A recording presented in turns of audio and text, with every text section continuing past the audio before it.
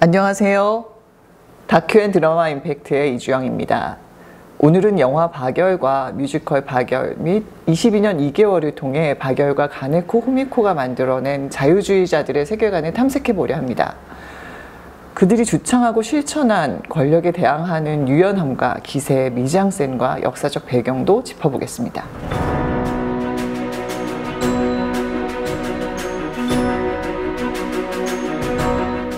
권력과 자유는 상반되는 개념일까요? 거짓말에 대항하려면 더욱 전략적인 거짓말을 해야 할까요?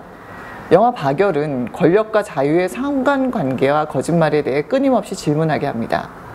20대 초반 청년들이 일본 내각의 은폐와 왜곡에 대항한 사건을 이준익 감독은 역사적 사실 그대로 재현해내었습니다. 독립운동가 박열의 정기 영화로 알려져 있지만 사실상 그의 동지이자 연인이며 옥중 결혼한 아내 가네코 후미코의 정기 영화죠. 당대 동아시아 청년들의 혼돈과 고뇌를 다룬 아나키스트에 대한 영화이기도 합니다.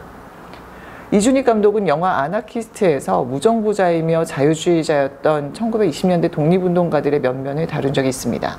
당시 박열과 가네코 후미코를 알게 되어 자료조사를 했으나 이를 영화로 만들려면 더 심도 깊은 연구가 필요했다고 합니다.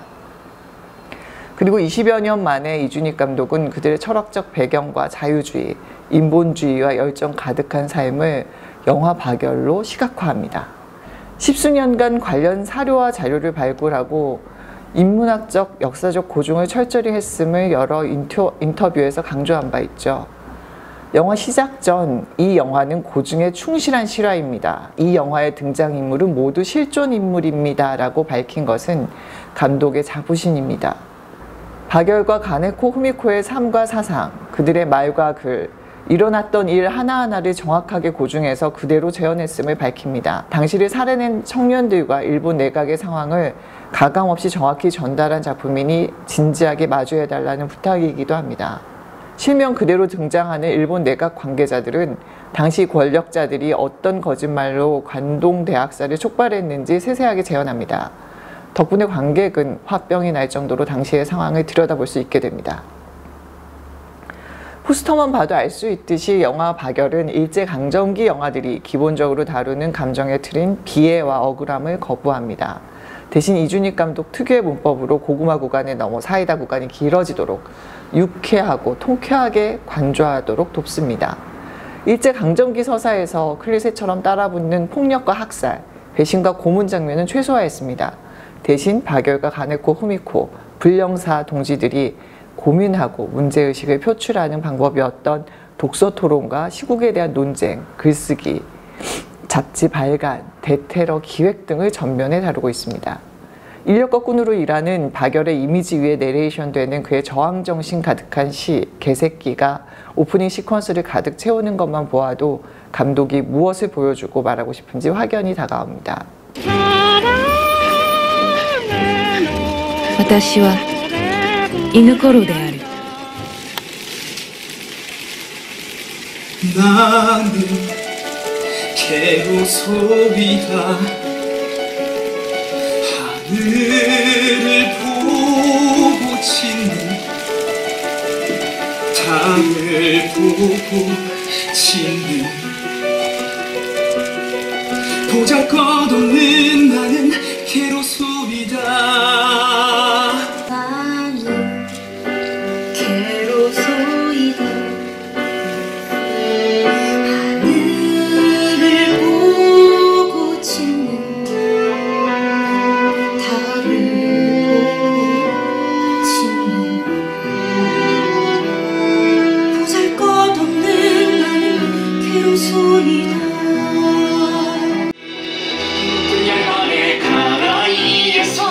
뜨거운 것이 쏟아져 내가 목욕을 할 때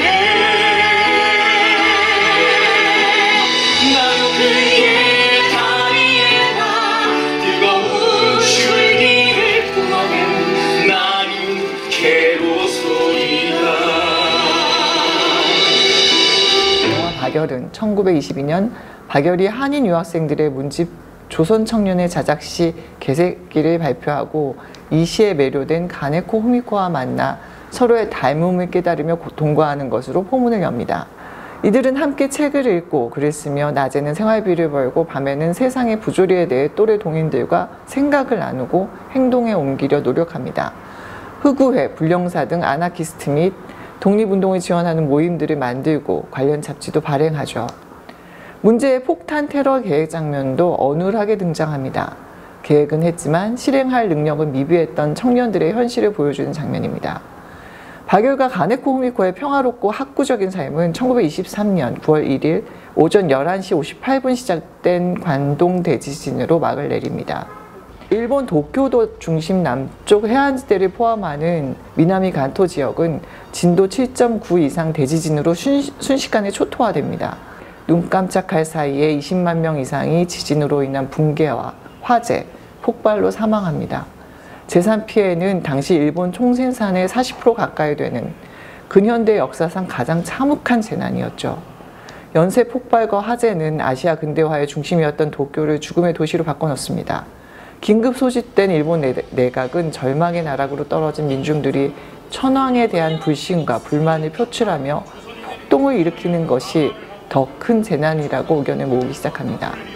민중들의 분노를 잠재우기 위해 일본 내각은 계엄령을 선포하고 경찰을 통해 공식적인 유언비어를 유포합니다.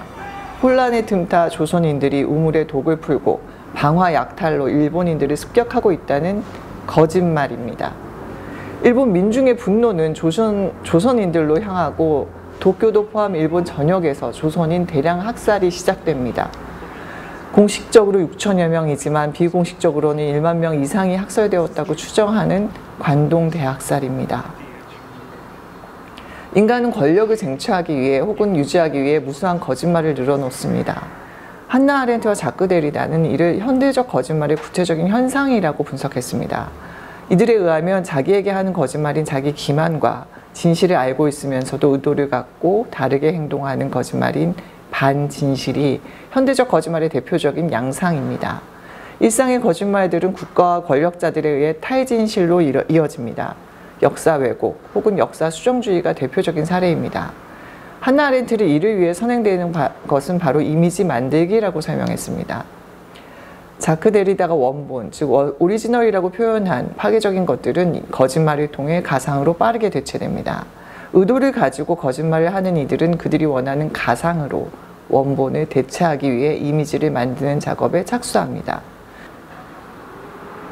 영화 박열에서 관동 대지진에 대한 일본 내각의 자기 기만이자 정치적 거짓말의 결과인 관동 대학살은 관동 대지진의 참혹함에 대한 분노와 불만을 빠르게 대체한 대안적 거짓말이라고 볼 수 있습니다. 무친대를 이용한 조선인들의 방황이 시작되고 있다. 조선인들의 방황. 여기서 이미지 만들기는 조선인들이 혼란에 틈타 우물에 독을 풀고 약탈과 방화를 일삼는다라는 유언비어입니다.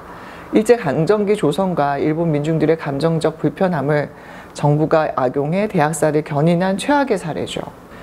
영화는 대학살의 과정을 세세하게 다루지는 않습니다. 어떤 측면에서는 관동 대지진보다도 최소화했습니다. 상상되는 수많은 잔혹한 광경들은 추후 박열이 공판에서 토해내는 긴 연설로 대체합니다. 영화는 관동 대학살을 중심으로 일본 내각이 어떤 과정을 통해 거짓말을 공식화하는지 세밀하게 재현하고 있습니다. 영화의 30% 가까이가 일본 내각 회의 장면인 이유입니다. 정적인 논쟁과 토론 장면이 중심임에도 이 작품은 전혀 지루하지 않습니다. 오히려 덕분에 블랙 코미디를 방불케 해 더욱 흥미진진합니다. 당시 일본 내각의 구성원들은 제일 한국인 중심의 신주쿠 양산바 극단 배우들이 대부분 캐스팅되었습니다.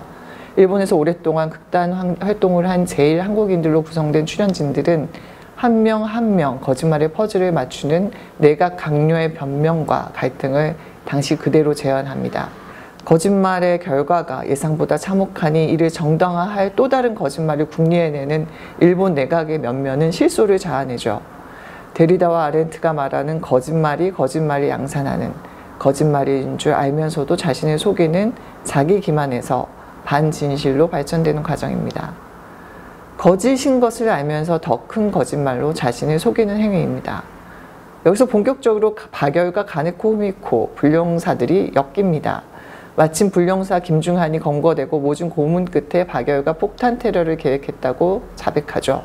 일본 내각의 지시를 받은 검사 다테마스는 박열과 그의 동지이며 동거인인 가네코 후미코를 지목해 개별 면담에 들어갑니다. 박열과 가네코 후미코는 본능적으로 함정임을 파악하죠.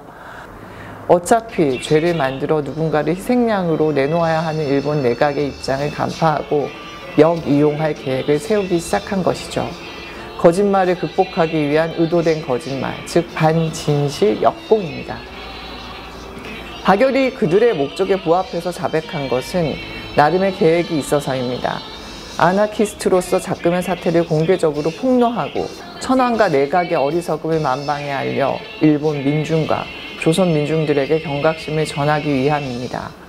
당시 조선인들과 노동자들의 변호인으로 잘 알려진 후세 다츠지가 불령사 동지들의 요청으로 박열을 변호하기 이릅니다. 가네코 후미코와 박열을 정신이상자라고 생각한 검사 다테마스와 간수 후지시타는 이들이 조작된 제목을 인정하고 자신들의 가치관과 철학을 민중을 위해 널리 알리는 과정을 묵도하며 부지불식간에 돕기도 합니다. 실제 22년 2개월의 수감에서 풀려난 박열 열사에게 후지시타는 자신의 아들을 양자로 바치고 그의 평전을 쓰기도 했다죠. 박열은 후미코와 법적으로 부부가 되기로 하고 공판 참여 조건으로 고향 어머니께 사진을 남길 수 있도록 촬영 허가를 청합니다. 다테마스 검사는 이를 수용하죠. 이후 일본 열도를 발칵 뒤집어 내각 사퇴를 낳은 그 유명한 괴사진 사건의 시작입니다. 두 편의 뮤지컬 모두 이 사진이 촬영된 당시를 각자의 방식으로 재현하고 있습니다. 영화 박열은 여러 입장의 기싸움이 그려지면서 진중하고 유머러스하게, 뮤지컬 박열은 동지이자 연인으로 당당하게, 뮤지컬 22년 2개월은 더 로맨틱하고 사랑스럽게. 100년이 지난 지금까지 이 부부가 시대를 넘나드는 자유인이자 셀럽으로 후세에 기억되고 매년 추모 집회를 갖는 것도 이 사진이 내포하는 많은 이야기 덕일지도 모릅니다. 박열은 공판장에서는 한일 양국의 대표격인이 조선의 관복을 입겠다고 주장합니다. 가네코 후미코도 조선의 치마 저고리를 입겠다고 청하죠. 빠른 마무리를 위해 재판부는 자기들 입장에서 기괴한 요구지만 일단 수용합니다. 이준익 감독은 이를 그대로 고증하여 영화적으로 재현했습니다.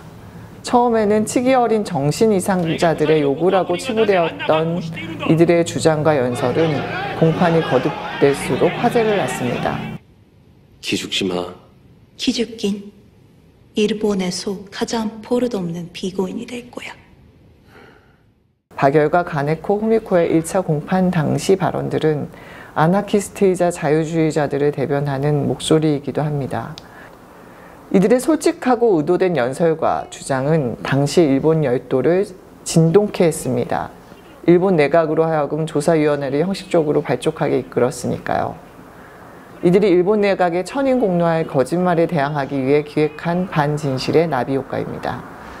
이준익 감독은 당시 시대상을 감안하면 믿기지 않는 박열과 가네코 후미코의 대찬 행보를 따뜻한 미장센으로 시각화합니다. 그들이 혁명가이기 이전에 20대 초반의 꿈과 이상을 간직한 자유주의자, 휴머니스트였음을 강조한 감독의 재해석입니다. 꿈도 희망도 거세된 채 일제강점기 도쿄에서 살아가던 청년들이 초국적으로 연대하여 무소불위의 권력에 어떻게 도전하며 목소리를 드높였는지, 암울함 속에서 어떻게 무기력과 허무함을 극복해내었는지 애정어린 시선으로 들여다보고 있습니다. 실제 박열과 가네코 후미코 등 아나키스트는 니힐리스트였다고 분석한 자료들도 많습니다. 그러나 이준익 감독은 그들의 기록에서 허무주의를 극복한 열정과 정치 행위를 넘어선 인본주의적 실천들을 읽어내고 이를 시각화했습니다. 사형을 언도받은 마지막 공판, 최종 발언에서 가네코 후미코는 박열에 대한 진심을 전합니다. 영화는 이 장면을 이 둘의 특별한 표정과 눈짓으로 클로즈업하여 잡아냅니다. 결국 이들은 혁명가도 무엇도 아닌 스스로의 본질을 깊이 있게 들여다보고 함께 원하는 일을 이루어낸 짧지만 고귀한 삶을 살아낸 동지이자 청년들이라는 감독의 목소리 내기입니다. 박열이 내 육체는 자네들 마음대로 죽일 수 있겠지만 내 정신은 어찌할 수 있겠는가라는 말을 남기고 가네코 후미코가 만세 삼창을 한 마지막 공판의 분위기는 100년 후 한국과 일본 관객들에게 고스란히 재현되어 큰 울림을 남깁니다. 순제작비 26억 원인 이 작은 영화는 한국에서 손익분기점을 훌쩍 넘기고 250여만 관객이 든 흥행영화로 기록되었죠. 2019년 일본 개봉에서도 단관 극장과 예술영화관 중심으로 40개간 확장 개봉해 장기 상영에 들어가 사실상 흥행 성공이었다고 합니다. 물론 일본 개봉 영화 제목은 가네코 후미코와 박열이었죠. 영화에서 자세히 보여주었듯이 가네코 후미코는 무기징역으로 감해졌음에도 감옥 안에서 그를 통해 항의하다 끝내 4개월 후 자살합니다. 이에 대해서는 타살이라는 주장과 의문도 여전히 남아 있습니다. 갈라진 우리 꿈 함께 잠들자 약속 지키지 못해서 창살 너머 비명 소리 당신도 그렇게 갔을까 시린 분노는 숨기고 젖은 증오는 피가 되네 패배를 인정하듯 자멸할 수는 없어 다시 우리 타올라 슬픔에 잠겼던 가슴에 불이 타올라 고통을 움켜쥐고 일어나 끝나기 전까지 끝내지 않아 혹시나 빛이 오면 그때 내가 살아있다면 고향에 묻힌 널 다시 만날 수 있겠지 나 이대로 잊혀져도 전화의 힘은 지켜낸다 꺾이지 않으리라 다시 우리 타올라 혁명에 질렸던 가슴에 불이 타올라 지옥을 움켜쥐고 일어나 숨 막기 전까지 멈추지 않아 내게 삶이 남은 건 싸워갈 세상이 남은 건 나의 인생을 가둬도 당신은 절대로 가질 수 없다는 보게 되리라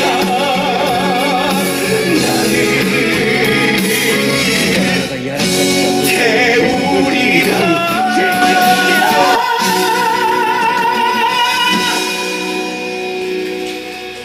이들의 편에서 목소리를 내게 도와준 후세 다츠지는 박열에게 가네코 후미코 목까지 살아날 것을 조언하죠. 실제 후세 다츠지는 1919년 3.1 만세운동 이전 일본 조선 유학생들의 이팔 선언에서 조선인 유학생을 변호해 더 잘 알려진 분입니다. 이후에도 수많은 정치적 사회적 약자들의 편에 서서 이들을 변호하여 한국 최초의 일본인 독립유공자로 서운된 분이죠. 가네코 후미코 역시 영화 개봉 직후 2018년에 한국 독립유공자로 서운되었습니다. 박열은 독립운동가로서 22년 2개월의 수감 생활을 견뎌냅니다. 해방 후 추록한 그는 연이어 독립운동가들의 유해를 발굴해 한국에 보내며 많은 일들을 해내었으나 정작 그는 한국전쟁 때 납북되어 북한에서 생을 마감합니다. 아이러니하게도 박열 기념관으로 이장되어 박열의 고향 경북 문경을 지키고 있는 이는 가네코 후미코 뿐입니다. 영화 박열의 열기는 개봉된 지 7년이 지났음에도 여전히 뜨겁습니다. 영화를 통해 널리 알려진 100년 전 암울한 시대를 살아낸 청춘들의 사랑과 열정, 인간에 대한 예의, 시대에 대한 저항 정신은 한국 창작 뮤지컬 박열과 22년 2개월을 통해 현재 진행형으로 대학로 공연장을 뜨겁게 달구고 있습니다. 2023년 창작 초연된 뮤지컬 22년 2개월은 혼돈의 1920년대를 살아낸 박열과 가네코 후미코, 후세 다츠지, 다테마스 가이세이, 김중한, 홍진우, 육홍균, 정태성 등 실존 인물들과 불령사, 후구회 등 의열단과 연계한 독립운동가들을 가족처럼 친근하게 돌아보게 합니다. 굵직한 실제 사건 사이에 가상의 이야기를 담은 뮤지컬 22년 2개월을 관통하는 정서는 혼돈의 시대에도 희망을 잃지 않은 청년들에 대한 경이로움입니다. 진실이 아닌 것에 대해 항변하며 목숨을 건 박열의 결기는 그의 시 개새끼에 곡을 붙인 넘버 나는 개새끼로소이다로 재해석되었습니다. 사형을 선고한 일본 재판관 앞에서 한복의 사모간대를 두르고 대한독립 만세를 외친 20대 박열의 기계가 고스란히 담겨 있습니다. 내 육체와 자네들 마음대로 죽일 수 있겠지만 내 정신이야 어찌하겠는가? 남이 모습이다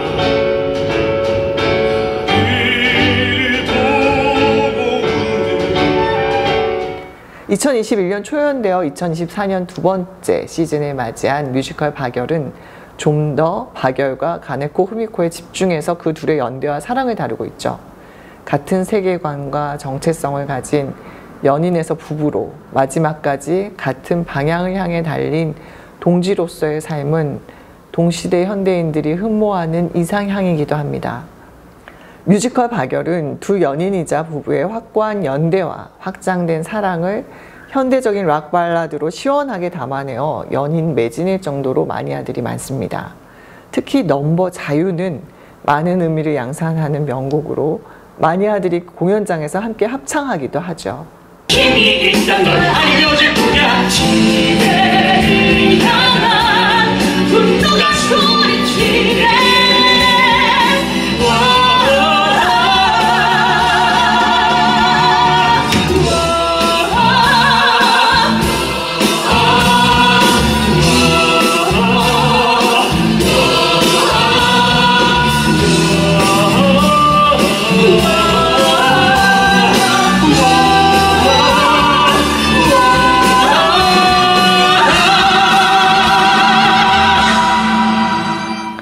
영화 박열과 뮤지컬 박열 22년 2개월은 박열과 가네코 후미코를 독립운동가나 위인으로 박제하지 않습니다.